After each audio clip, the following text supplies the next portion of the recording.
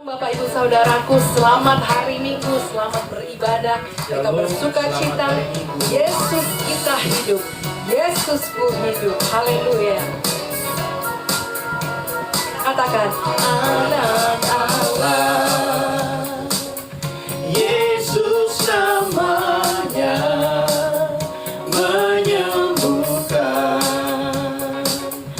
menyucikan, takkan mati,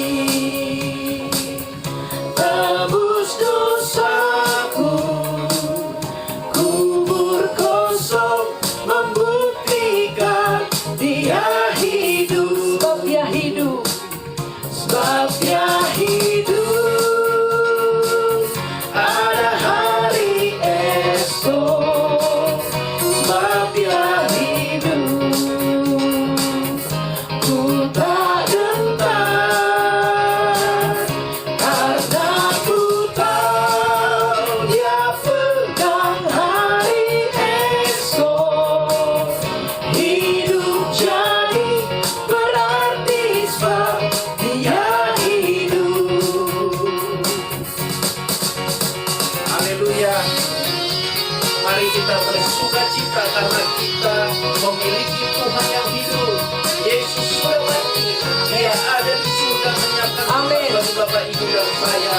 katakan, Yesus hidup. anak Allah, Anak Allah, Yesus namanya, menyembuhkan, menyucikan, bahkan mati, tebus dosaku, kubur kosong membuktikan Dia hidup, sebab Dia hidup, sebab Dia hidup. Ada hari esok, sebab Dia hidup. Ku tak gentar,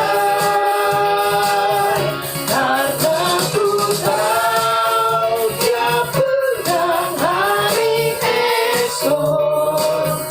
Hidup jadi berarti sebab Dia hidup, sebab Dia hidup, sebab Dia hidup. Ada hari esok, sebab Dia hidup. ku tak gentar, Tak gentar, karena ku tahu Dia pegang hari esok. Hidup jadi berarti sebab Dia hidup. Hidup jadi berarti sebab Dia hidup. hidup jadi, Hidup jadi sebab Yesus hidup, Yesus hidup. Ibu yang terkasih dalam Tuhan, kita akan mendengarkan firman Tuhan dan sebelumnya kita berdoa. Bapa di surga, Bapa dalam nama Yesus, terima kasih untuk hari ini. Kami masih boleh beribadah dengan Tuhan. Kami bersyukur dan kami sungguh-sungguh Tuhan Yesus bangga memiliki Tuhan yang seperti Engkau. Bapa yang baik, Bapa di dalam surga, hari ini kami mau mendengarkan firman-Mu. Mari Tuhan, sebelum kami mendengarkan firman-Mu, kami taruhkan segenap hidup kami kepada Tuhan. Pimpin dan sertai kami dalam pemberitaan firman ini, agar kami dapat memahami kebenaran firman-Mu. Bahkan Roh Kudus, tolong kami semua untuk kami mampu melakukannya hingga hidup kami mempermuliakan Tuhan. Kami menyerahkan pemberitaan firman ini ke dalam tangan-Mu dari awal pertengahan sampai pada akhirnya. Hanya Engkau yang ditinggikan dan dimuliakan lewat pemberitaan firman ini, dan hamba-Mu direndah-rendahkan.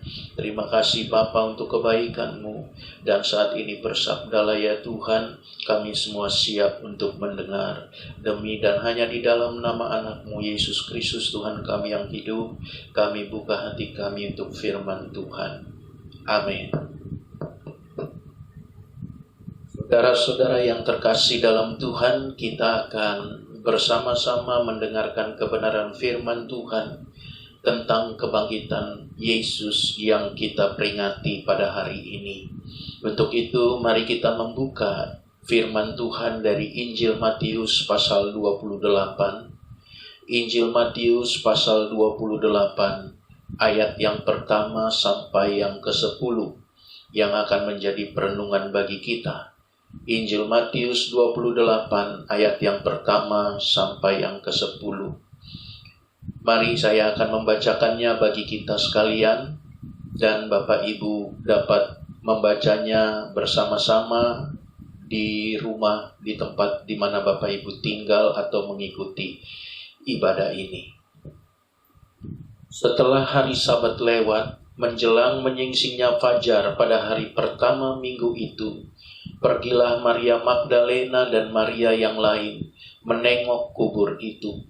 Maka terjadilah gempa bumi yang hebat, sebab seorang malaikat Tuhan turun dari langit dan datang ke batu itu dan menggulingkannya lalu duduk di atasnya. Wajahnya bagaikan kilat dan pakaiannya putih bagaikan salju. Dan penjaga-penjaga itu gentar ketakutan dan menjadi seperti orang-orang mati.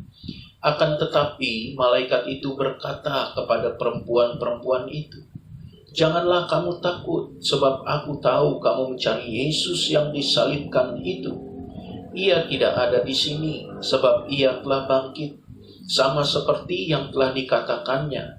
Mari, lihatlah tempat ia berbaring. Dan segeralah pergi dan katakanlah kepada murid-muridnya bahwa ia telah bangkit dari antara orang mati. Ia mendahului kamu ke Galilea, di sana kamu akan melihat dia. Sesungguhnya aku telah mengatakannya kepadamu." Mereka segera pergi dari kubur itu dengan takut dan dengan sukacita yang besar, dan berlari cepat-cepat untuk memberitahukannya kepada murid-murid Yesus.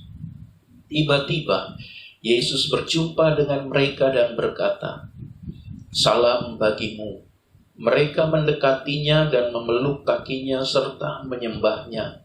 Maka kata Yesus kepada mereka, "Jangan takut. Pergi dan katakanlah kepada saudara-saudaraku, supaya mereka pergi ke Galilea, dan di sanalah mereka akan melihat aku." Demikian kebenaran firman Tuhan yang kita dengar dan kita baca pada hari ini. Dan untuk renungan firman Tuhan pada pagi hari ini saya beri tema, ciri anak Tuhan berdasarkan kebangkitan Yesus. Ciri anak Tuhan berdasarkan kebangkitan Yesus. Bapak Ibu yang terkasih dalam Tuhan, Minggu pagi para wanita murid-murid Yesus datang ke kubur Yesus. Mereka mau meminyaki mayat Yesus sebagai tradisi yang berlaku pada saat itu.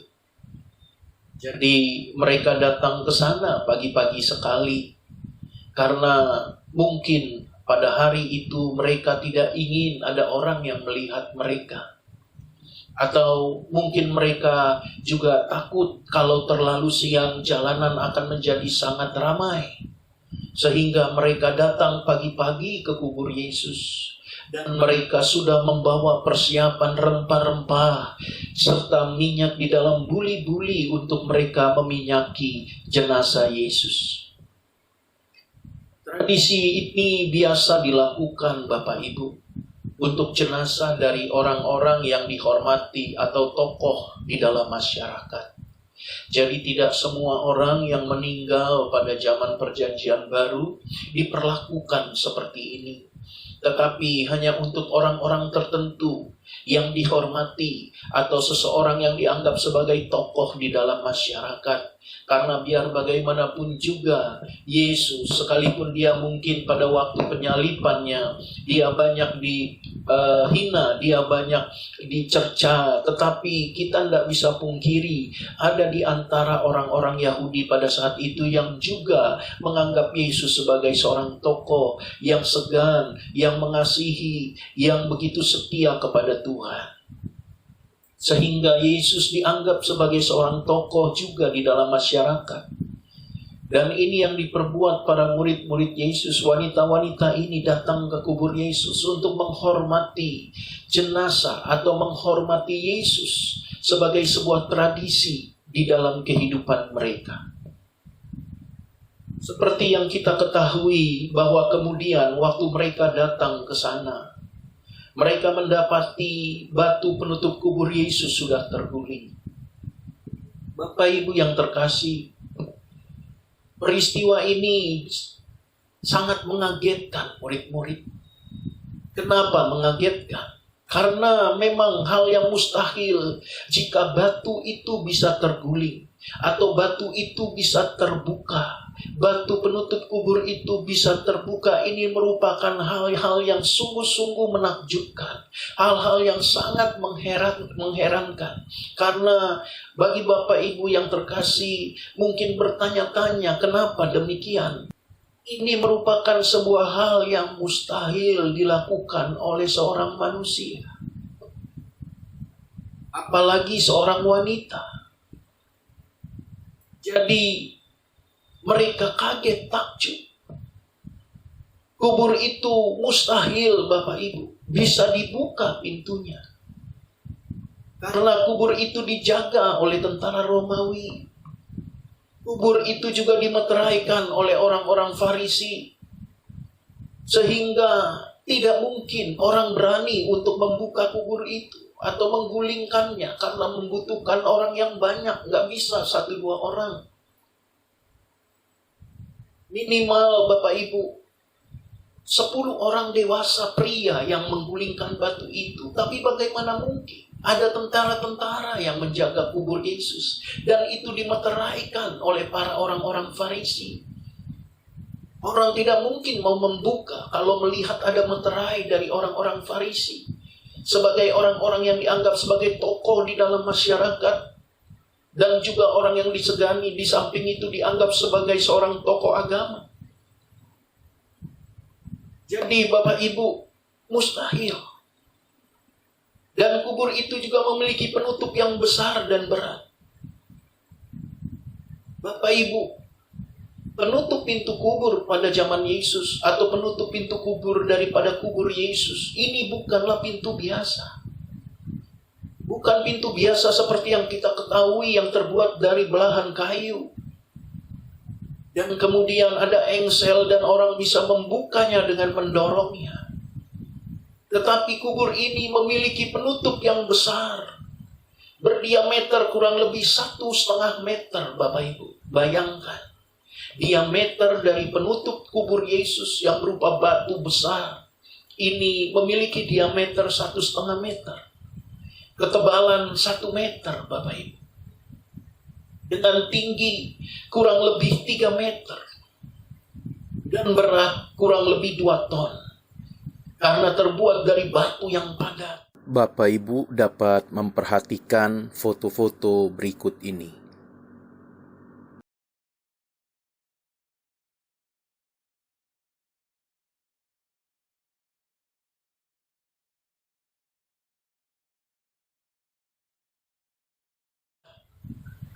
Jadi bayangkan Bapak Ibu, dengan ukuran-ukuran ini kita bisa bayangkan penutup kubur Yesus itu sebuah batu yang besar dan berat. Kalau batu kubur itu bisa terguling, ini bukanlah hal yang biasa. Karena bagi Yesus Bapak Ibu, kalau kita mau merujuk kepada firman Tuhan dan percaya bahwa Yesus adalah Tuhan yang hidup, Dia adalah Allah yang berkuasa, maka tidaklah mustahil bagi Yesus untuk keluar dari kubur itu tanpa menggulingkan batu.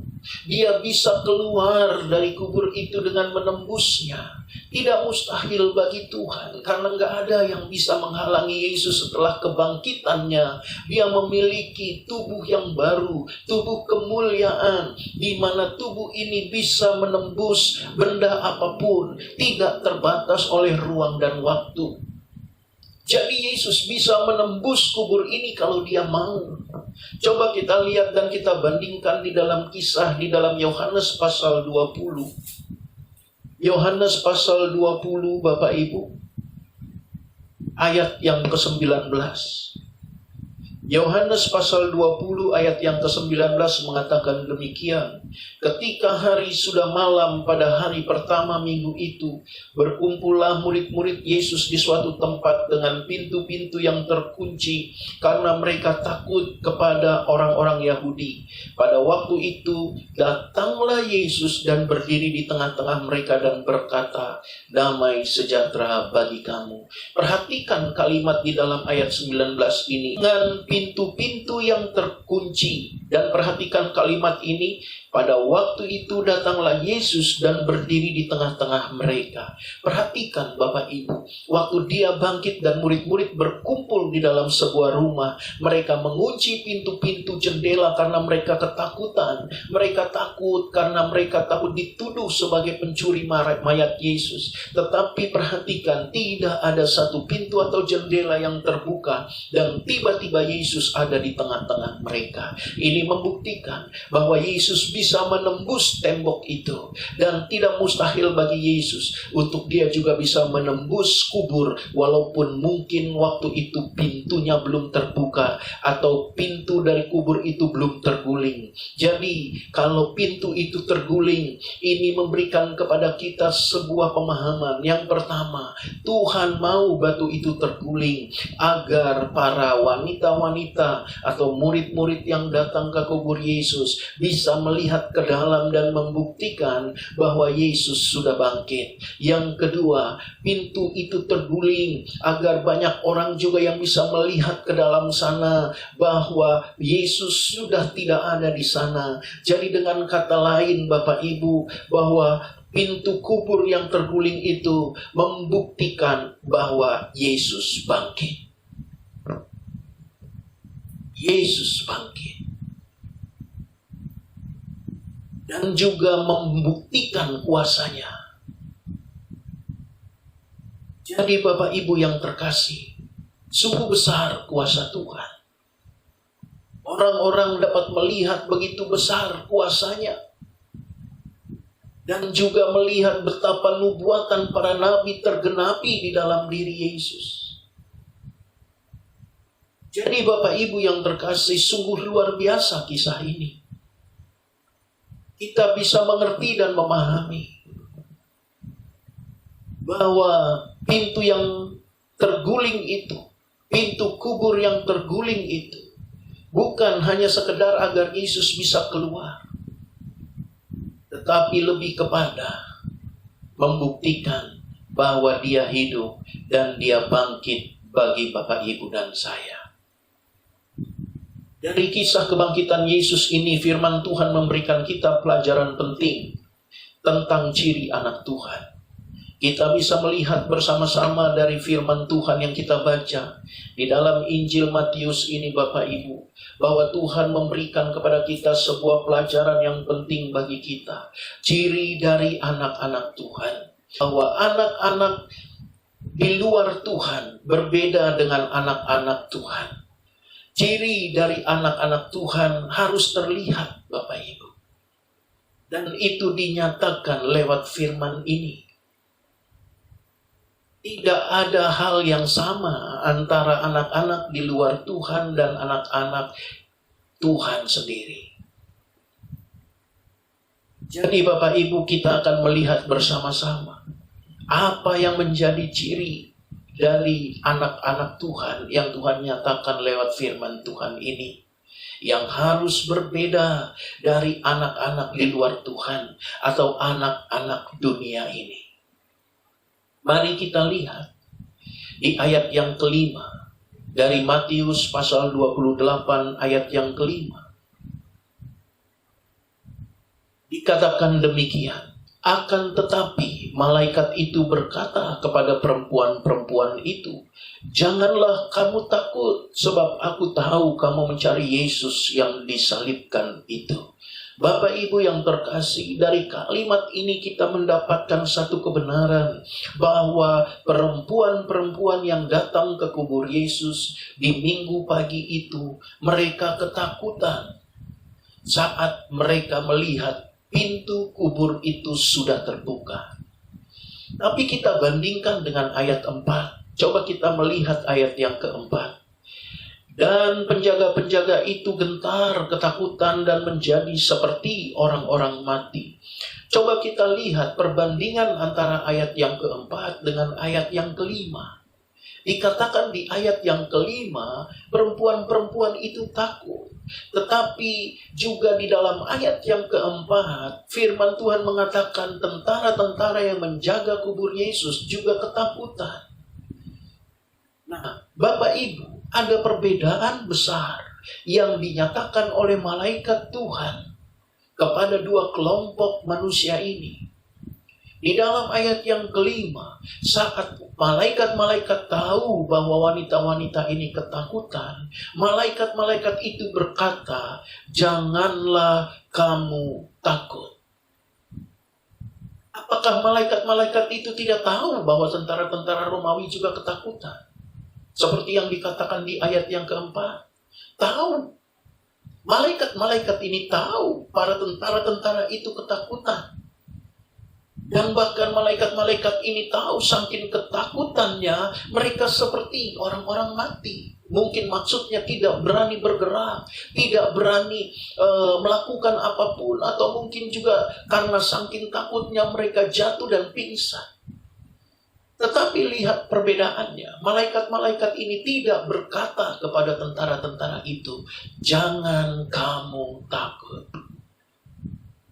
Jadi dengan demikian Bapak Ibu kita mendapati satu kebenaran, perbedaan. Ciri antara anak-anak di luar Tuhan dengan anak-anak Tuhan sendiri. Yaitu jangan takut. Anak-anak Tuhan tidak boleh takut. Dan kita melihat ditekankan kembali di ayat yang ke-10. Saya bacakan bagi kita ayat yang ke-10. Maka kata Yesus kepada mereka, jangan takut, pergi dan katakanlah kepada saudara-saudaraku supaya mereka pergi ke Galilea dan di sanalah mereka akan melihat aku. Saat mereka berjumpa dengan Yesus di tengah jalan, pada saat mereka mau pergi kepada tempat murid-murid yang lain untuk memberitakan bahwa Yesus bangkit, sekonyong-konyong mereka berjumpa dengan Yesus. Dan apa yang Yesus katakan? Yesus tidak mengatakan hal yang lain, tetapi dia tekankan kembali pesan yang disampaikan malaikat Tuhan kepada mereka. Yesus tekankan kembali, jangan kamu takut. Kenapa Yesus mengatakan demikian? Karena Yesus tahu bahwa mereka masih dalam keadaan ketakutan. Kita lihat di ayat yang ke-8, Bapak Ibu.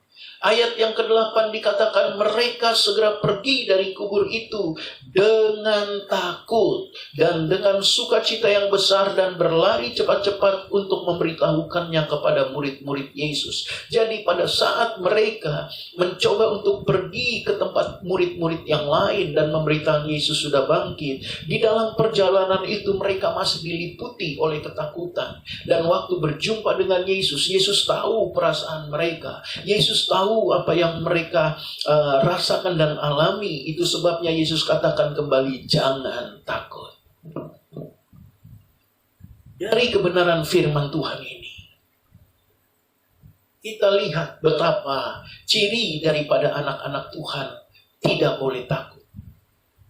Sebagai anak-anak dari Tuhan yang hidup, Tuhan yang selalu kita katakan bahwa Dia adalah Allah yang setia, Allah yang menyertai, Allah yang heran, Allah yang dahsyat. Maka semua perkataan kita tentang kemahakuasaan Tuhan dan keagungan Tuhan harus diresponi dengan sikap hidup tidak takut lagi menjalani hidup ini. Bapak Ibu yang terkasih, wajar memang jika seseorang mengalami rasa takut pada satu keadaan tertentu yang memang membuat mereka merasa tertekan, berbeban berat, merasa tidak berdaya. Wajar Bapak Ibu. Tetapi yang firman Tuhan maksudkan adalah agar Bapak, Ibu, dan saya sebagai anak-anak Tuhan tidak larut di dalam perasaan takut itu, tidak dikuasai oleh perasaan takut itu, tetapi kita yang menguasai perasaan takut itu. Karena firman Tuhan katakan bahwa roh yang ada dalam kita lebih besar dari roh yang ada dalam dunia ini. Jadi, mari engkau yang mendengar kebenaran firman Tuhan ini dan masih ada di dalam ketakutan, bangkitlah. Karena Yesus sudah bangkit. Bangkitlah karena kita punya Tuhan yang hidup. Bangkitlah karena kita punya Tuhan yang peduli dengan kehidupan kita. Jangan lagi engkau dikuasai oleh perasaan takutmu, tetapi kuasai dan kendalikan perasaan takutmu dan katakan kepada perasaan takutmu, aku tidak takut lagi karena aku memiliki Tuhan yang luar biasa. Mari Bapak Ibu yang terkasih, bangkit dan lakukan kebenaran firman Tuhan ini. Kita akan melihat bersama-sama Bapak Ibu bahwa ciri dari anak Tuhan itu tidak boleh dikuasai oleh ketakutan. Karena memang sejatinya demikian. Tuhan tidak memberikan kita roh ketakutan. Seperti yang dikatakan dalam 2 Timotius 1 ayat yang ke-7. Saya bacakan bagi kita firman Tuhan dari surat 2 Timotius pasal yang pertama.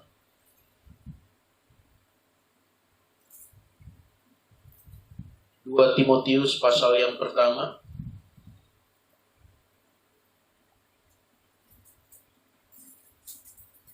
Timotius pasal yang pertama ayat yang ke-7. Sebab Allah memberikan kepada kita bukan roh ketakutan, melainkan roh yang membangkitkan kekuatan, kasih, dan ketertiban. Jadi, kalau dikatakan oleh firman Tuhan bahwa kita sebagai anak-anak Tuhan harus memiliki ciri tidak takut, ini bukan semata-mata sebuah tafsiran, atau ini bukan semata-mata sebuah perkataan hamba Tuhan saja.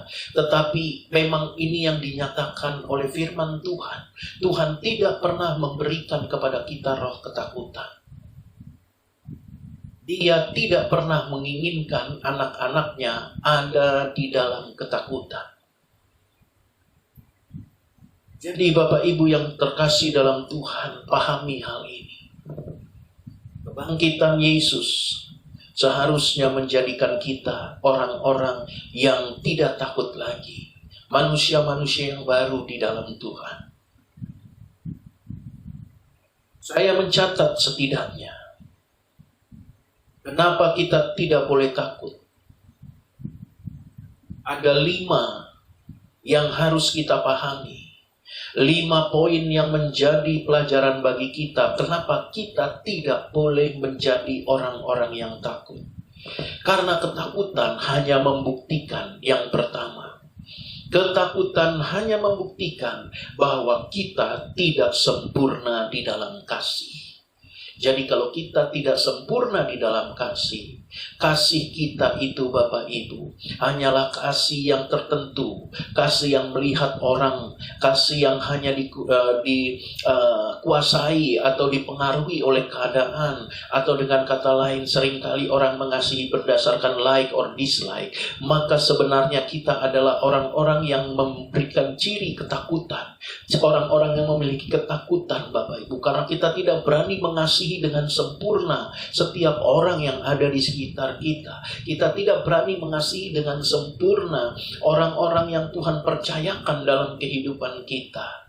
Dan ini bukanlah ciri dari anak Tuhan. Yesus mengasihi semua orang, sehingga dia tidak takut waktu dia diperhadapkan kepada orang Farisi. Dia tidak takut waktu dia diperhadapkan dengan tentara Romawi.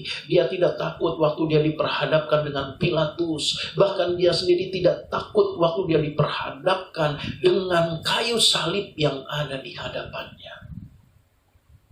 Karena kasihnya sempurna. Kasihnya sempurna. Mari kita lihat firman Tuhan yang berbicara tentang hal ini. Dari Yohanes pasal yang keempat. Ini akan menjadi sebuah renungan bagi kita. 1 Yohanes pasal yang keempat. Ayat yang ke-18. Di dalam kasih tidak ada ketakutan. Kasih yang sempurna melenyapkan ketakutan. Sebab ketakutan mengandung hukuman, dan barang siapa takut, ia tidak sempurna di dalam kasih. Jadi yang pertama, kenapa kita tidak boleh menjadi orang-orang yang takut? Karena orang-orang yang takut itu menandakan tidak sempurna di dalam kasih. Yang kedua, mari kita melihat kebenaran firman Tuhan. Kenapa kita tidak boleh memiliki ketakutan sebagai anak-anak Tuhan? Kita lihat di dalam Roma 8 ayat yang ke-15. Roma 8 ayat yang ke-15. Ini akan menjadi perenungan kita berikutnya untuk poin yang kedua. Roma 8 ayat yang ke-15 dikatakan demikian. Sebab kamu tidak menerima roh perbudakan yang membuat kamu menjadi takut lagi. Tetapi kamu telah menerima roh yang menjadikan kamu anak Allah. Oleh roh itu kita berseru, ya Aba, ya Bapa. Yang kedua, kita tidak boleh menjadi orang-orang yang takut. Karena ketakutan hanya membuktikan bahwa kita masih hidup di dalam perbudakan. Kalau yang pertama, ketakutan membuktikan bahwa kita tidak sempurna di dalam kasih. Yang kedua, ketakutan membuktikan bahwa kita masih hidup di dalam perbudakan. Mungkin kita bertanya, perbudakan apa? Mungkin kita merasa saya tidak pernah dikuasai oleh siapapun. Saya tidak pernah ada di dalam kendali siapapun. Saya orang yang bebas. Bahkan mungkin saya memiliki banyak orang-orang upahan di rumah saya. Dan kita merasa bahwa kita tidak hidup dalam perbudakan. Bukan itu yang dimaksud firman Tuhan. Bukan perbudakan seperti yang kita pahami. Orang-orang yang disuruh kerja paksa. Atau orang-orang yang dipekerjakan dengan satu tindakan-tindakan yang tidak baik. Bukan seperti itu. Tetapi perbudakan di sini berbicara tentang keinginan-keinginan daging. Coba kita lihat di dalam Roma 8 ayat yang ke-13. Kalau tadi kita membaca Roma 8 ayat yang ke-15, kita lihat ayat yang sebelumnya.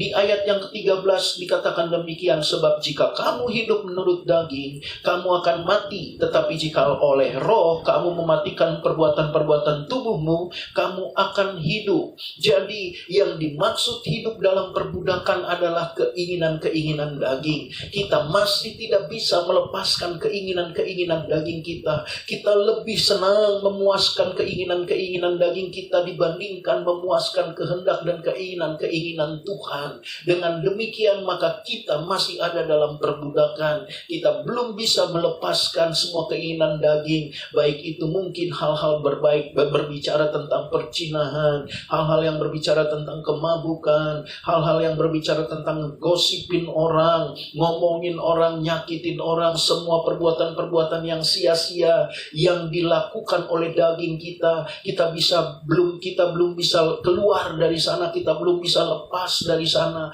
Ini hanya membuktikan bahwa kita orang-orang yang senantiasa ada dalam perbudakan. Dan orang-orang yang seperti ini, Bapak Ibu, pasti senantiasa mengalami ketakutan. Keinginan-keinginan daging yang kita lakukan menghasilkan dosa.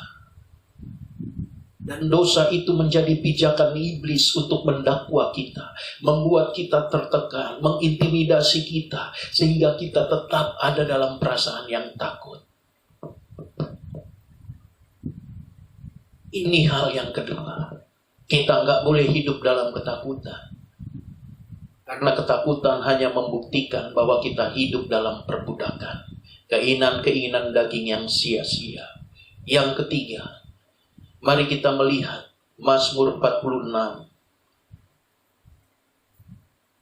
Kitab Mazmur pasal 46.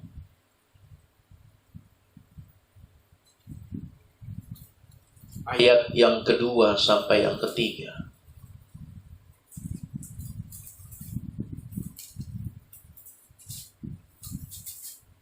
Mazmur pasal 46 ayat yang kedua sampai ayat yang ketiga saya bacakan bagi kita. Allah itu bagi kita tempat perlindungan dan kekuatan, sebagai penolong dalam kesesakan sangat terbukti. Sebab itu kita tidak akan takut sekalipun bumi berubah, sekalipun gunung-gunung goncang di dalam laut. Sekali lagi, sebab itu kita tidak akan takut sekalipun bumi berubah, sekalipun gunung-gunung goncang di dalam laut. Nah, Bapak Ibu yang terkasih, kenapa kita tidak boleh hidup di dalam ketakutan lagi setelah Yesus bangkit? Karena ketakutan hanya membuktikan bahwa kita tidak mempercayai Tuhan sebagai penolong. Mereka yang senantiasa takut tidak pernah percaya sebenarnya di dalam hati kecil mereka, di dalam lubuk sanubari mereka, bahwa Tuhan sanggup menolong. Sehingga orang-orang yang seperti ini seringkali Bapak Ibu mencoba mencari pertolongan-pertolongan lain di luar Tuhan. Mereka tidak datang kepada Tuhan saat mereka mengalami keadaan seperti yang firman Tuhan katakan. Saat mereka mengalami keadaan di mana seakan-akan bumi berubah dan seakan-akan gunung-gunung berguncang.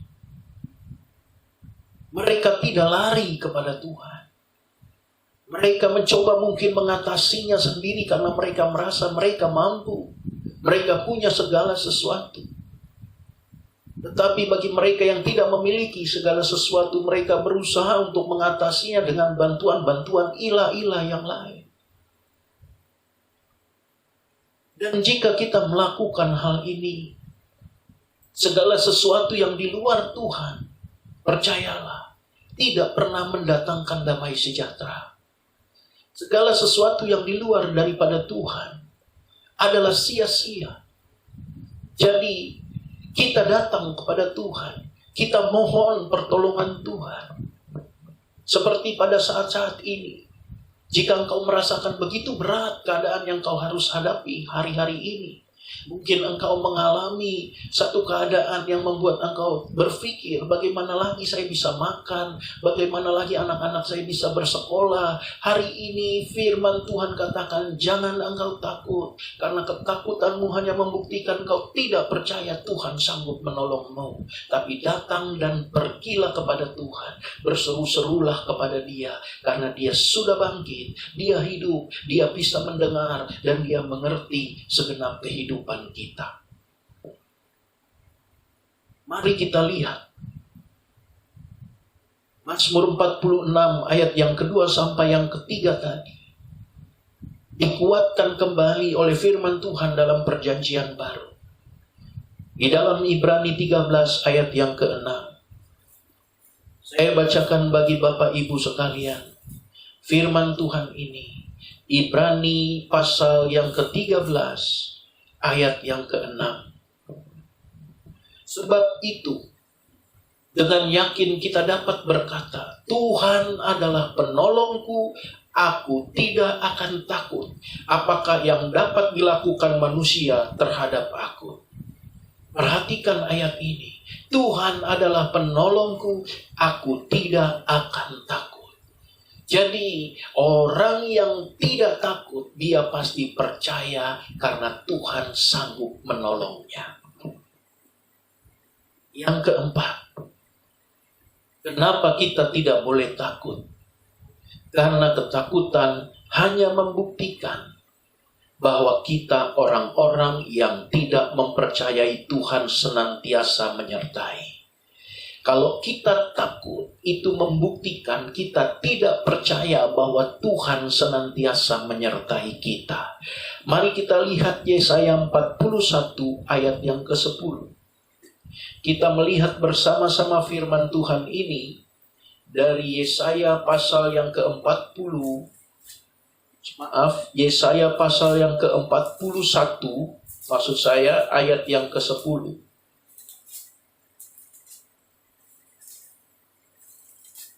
Yesaya pasal 41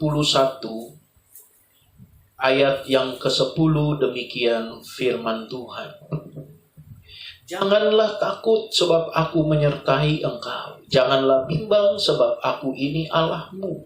Aku akan meneguhkan bahkan akan menolong engkau. Aku akan memegang engkau dengan tangan kananku yang membawa kemenangan. Bapak Ibu, firman Tuhan ini bukan firman Tuhan yang asing di telinga kita. Karena sebagian kita pasti tahu bahwa firman Tuhan ini sering kita dengungkan di dalam puji-pujian. Sering kita naikkan sebagai sebuah penyembahan kepada Tuhan. Bapak Ibu pasti tahu lagu ini. Yesus memegangku dengan tangan kananmu. Yesus memberiku kemenangan. Bapak Ibu pasti tahu lagu ini. Dan lagu ini dikutip dari firman Tuhan di dalam Yesaya pasal 41 ayat yang ke-10. Tuhan pasti menyertai kita. Dikatakan janganlah takut sebab aku menyertai engkau. Jadi orang-orang yang memiliki rasa takut yang berkelebihan, yang tidak bisa menguasai ketakutannya, hanya membuktikan dia tidak percaya penyertaan Tuhan. Dia tidak percaya bahwa Yesus sanggup menolong. Dia menyertai sebelum Yesus naik ke surga. Ini yang dikatakan oleh Yesus. Bahwa aku menyertai engkau sampai kesudahan zaman. Sebelum Yesus naik ke surga, ini pesan yang juga disampaikan kepada gerejanya. Karena Yesus mungkin mengerti dan mengetahui bahwa gereja Tuhan ini rentan terhadap ketakutan. Ingat Bapak Ibu, di dalam Alkitab, jangan takut ditulis sebanyak 365 kali. Artinya bahwa setiap hari Tuhan ingin agar kita tidak takut. Jadi, poin yang keempat, kita tidak boleh menjadi anak-anak Tuhan yang dikuasai ketakutan atau mengalami ketakutan. Karena ini hanya membuktikan bahwa kita orang-orang yang tidak percaya bahwa Tuhan senantiasa menyertai kita. Yang kelima, yang terakhir. Mari kita lihat Yohanes 14 ayat 27. Injil Yohanes pasal yang ke-14 ayat yang ke-27. Injil Yohanes pasal 14 ayat yang ke-27. Demikian firman Tuhan. Damai sejahtera ku tinggalkan bagimu, damai sejahtera ku berikan kepadamu, dan apa yang ku berikan tidak seperti yang diberikan oleh dunia kepadamu. Janganlah gelisah dan gentar hatimu.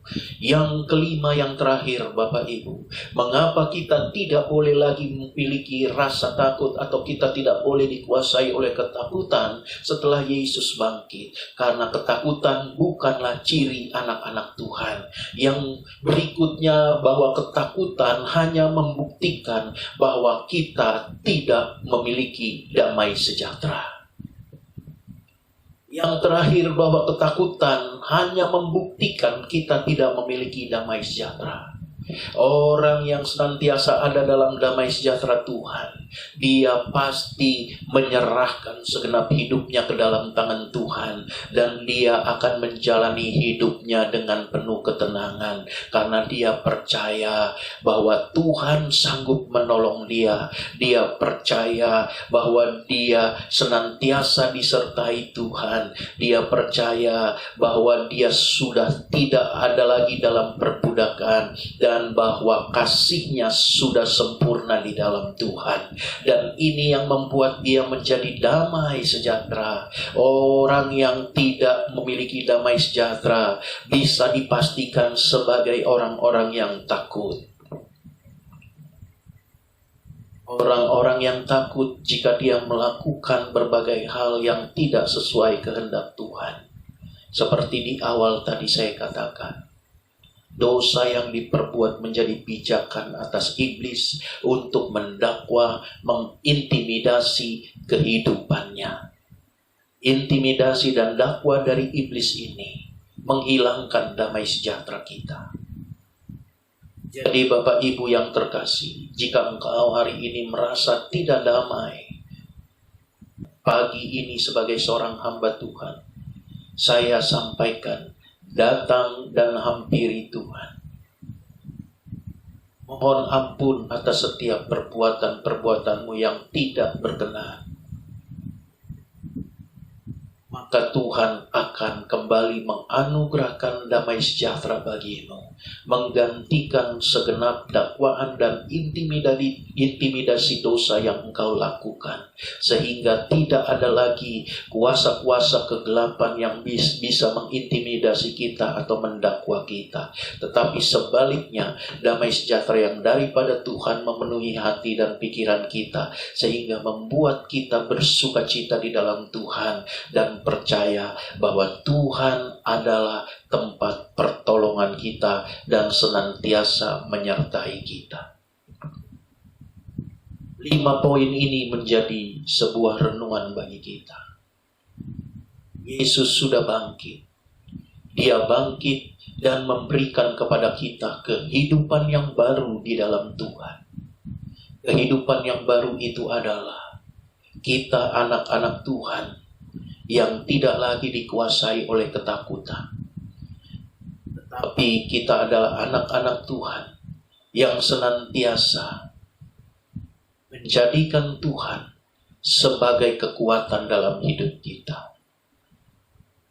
Firman Tuhan hari ini mengajarkan kepada kita, mari hidupi ciri sebagai anak Tuhan yang tidak hidup dalam ketakutan lagi. Karena ketakutan hanya membuktikan kepada kita tidak sempurna di dalam kasih, bahwa kita masih hidup dalam perbudakan, keinginan-keinginan daging, dan juga kita sebagai orang-orang yang tidak percaya bahwa Tuhan sanggup menolong kita. Yang keempat, kita tidak percaya bahwa Tuhan senantiasa menyertai kita. Dan yang kelima, bahwa kita adalah orang-orang yang tidak memiliki damai sejahtera. 5 hal ini hanya sebagai pembuktian dari ketakutan kita.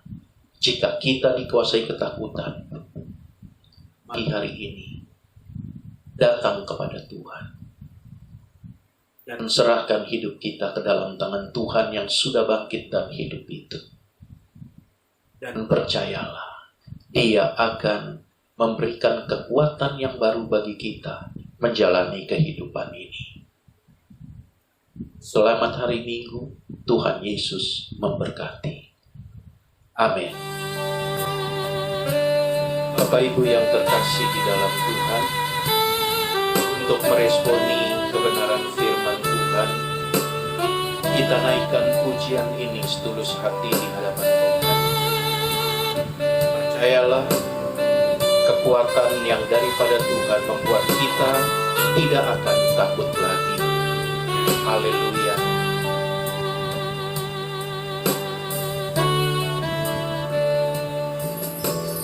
Tak usah ku takut, Allah menjagaku. Tak usah ku bimbang, Yesus peliharaku. Tak usah ku susah, Roh Kudus hiburku. Tak usah ku cemas, Dia memberkatiku. El Shaddai, El Shaddai, Allah Maha Kuasa. Dia besar, Dia besar, El Shaddai mulia, El Shaddai, El Shaddai, Allah Maha Kuasa. Berkatnya melimpah, El Shaddai.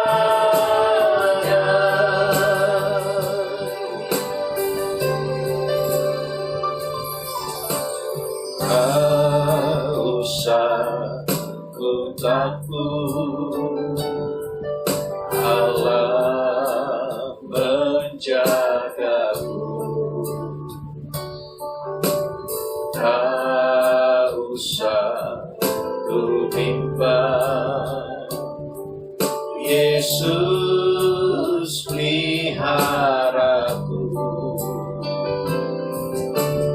Tak usah ku susah, Roh Kudus hiburku.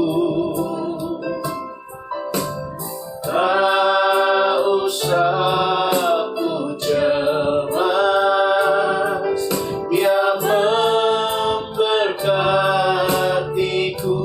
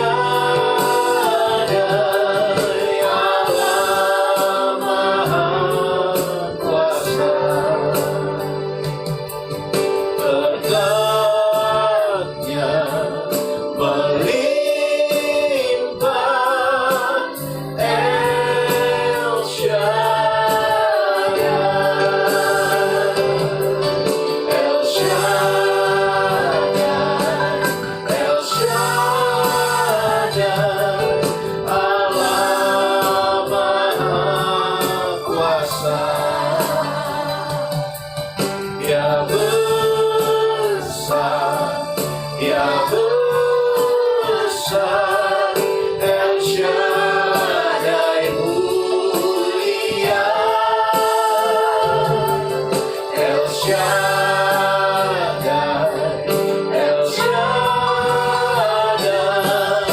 Allah Maha Kuasa. Berkatnya melimpah, El Shaddai. Berkatnya melimpah, El Shaddai.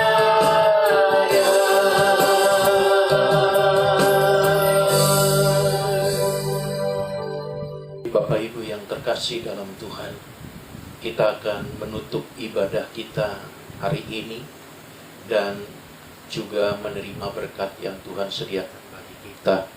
Mari kita berdoa.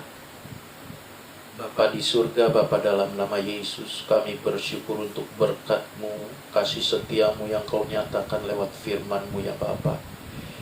Kami mohon Roh Kudus Tuhan memampukan semua kami untuk kami dapat melakukan kebenaran firman-Mu. Kami tidak menjadi lagi orang-orang yang takut dalam menghadapi kehidupan ini, karena Engkau Tuhan ada beserta dengan kami, dan Engkau senantiasa memberi kekuatan kepada kami untuk kami mampu menghadapi apapun yang terjadi di dalam kuat kuasa-Mu ya Bapa. Terima kasih Tuhan, kami bersyukur untuk firman yang sudah ditaburkan dalam kehidupan kami. Biar itu ditaburkan dan bertumbuh di dalam kehidupan kami, sehingga kami menjadi pribadi-pribadi yang memuliakan Tuhan. Kami juga bersyukur untuk berkat yang Tuhan sudah persiapkan bagi kami. Mampukan kami Tuhan untuk menghargai segenap berkat-Mu dan membuat berkat Tuhan menjadi kemuliaan bagi nama Tuhan lewat kehidupan kami, khususnya untuk orang-orang yang ada di sekitar kami.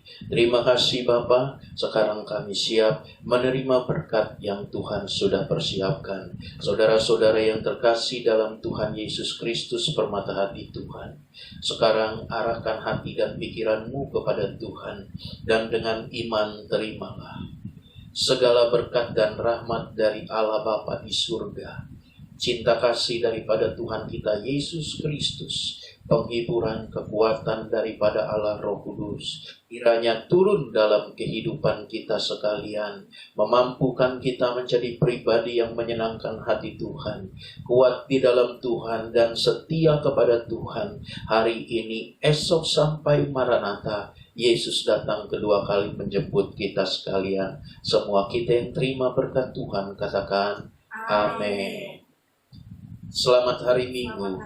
Tuhan Yesus memberkati.